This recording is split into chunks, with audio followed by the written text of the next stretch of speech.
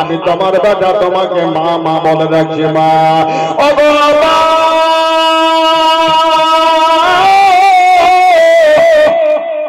আমি যখন তোমার মা বলে ডাকে তুমি কোনো মতে চেন থাকতে পারো না মা তবে মাগো একবার আমাকে চোখের পাতা তুলে বেটা বলে ডাকো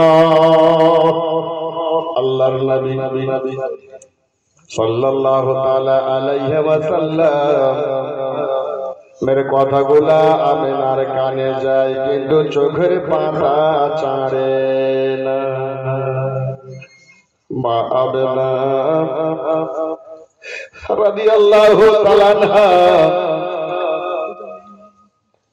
শ্বাস চলাফেরা বন্ধ হয়ে গেছে নবী বলছেন মা গো কথা বলবে না না ও মা এমানকে নবী বলছেন জাগো তো গো আমার মা কথা বলতে বলতে চোখগুলো বন্ধ করে নিয়েছে আমার মা শেষ প্রান্তে চলে গেছে না আমার মা ঘুমিয়ে গেছে আমার মা কেন কথা বলে না ও মা এমান আমিনার মাথায় হাত বোলাচ্ছে শ্বাস প্রশ্বাস বন্ধ হয়ে গেছে নবীকে বলছে বেটা মোহাম্মদ রে তোমার মা আর তোমাকে বেটা বলে ডাকো বেটা ও বেটা মোহাম্মদ তোমার মা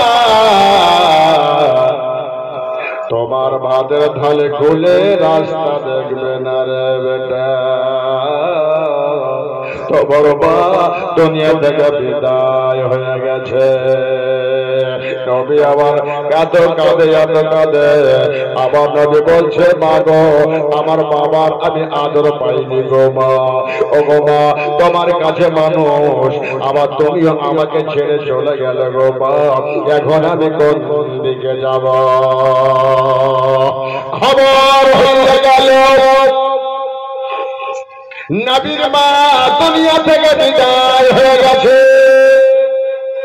নবী এতিম হয়ে গেছে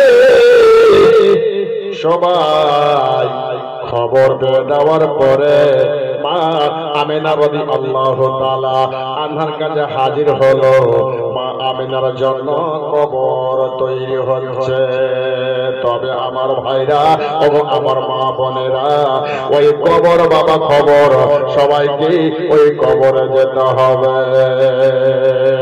কবর করা হলো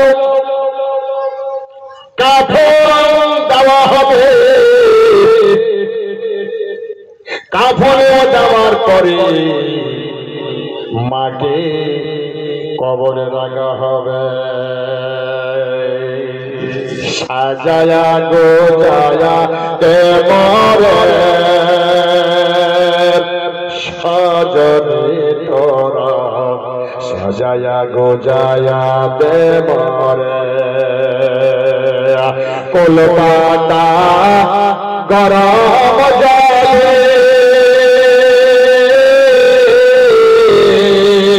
আর কলকাতা গরম জলে শেষবারের মতন গোসল বানিয়ে দাও সজনে তোরা সাজায়া গোজায়া দে মরে সাজায়া গোজায়া দে মরে সজনে তোরা সাজায়া গোজায়া দে মরে তো নয়নে সুরমা মাখিয়ে দাও সজনে তোরা সাজায়া গোজায়া দেব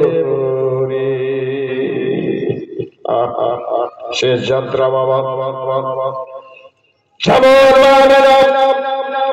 শেষ যাত্রাই পা রেখে দিয়েছেন ভাই রে আমাদেরকেও শেষ যাত্রার পা রাখতে হবে ওই 3.5 হাত কবরে মা আমেনার মতন আমাদেরকে কবরে যেতে হবে বাবা কেউ 60 বছর কেউ 80 বছর কেউ 100 বছর পরেও ওই 3.5 হাত কবরে আপনার ঠিকানা হবে।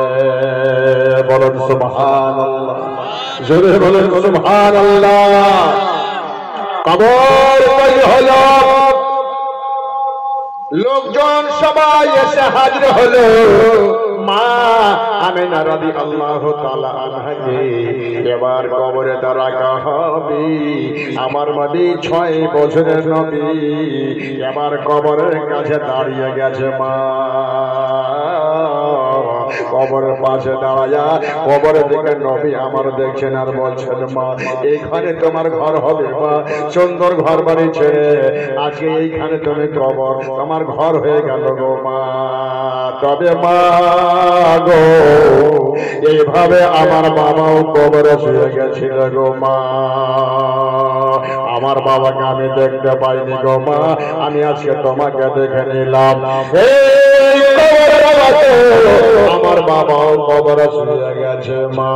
তবে মা গো জাগো মা যাও, আল্লাহ তোমার হেফাজত করবে। আল্লাহ নবী মাকে কবর দিয়ে আবার নবী মাটি দিতে আরম্ভ করেছে। ও বাবা কবরে সবাইকে যেতে হবে।